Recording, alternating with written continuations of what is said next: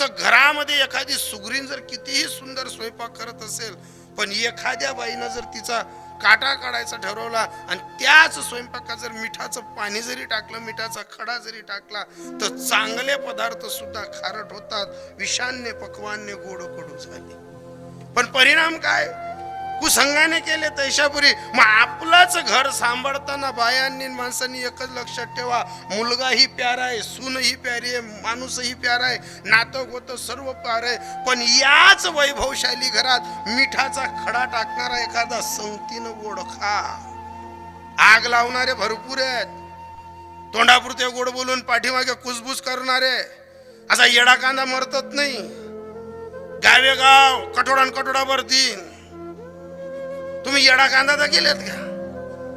पलंग खाली ठेवा तरी कोंब काढतील, फर्दीवर ठेवा तरी कोंब काढतील. काही येडा कांदा असा कोणा बिगर सकाळ सकाळ जात काय चालणं तुम्हाला? जो बिन सांगा ना बोलावा ना, येसन दात काढत एक नंबर ना हरामखोर.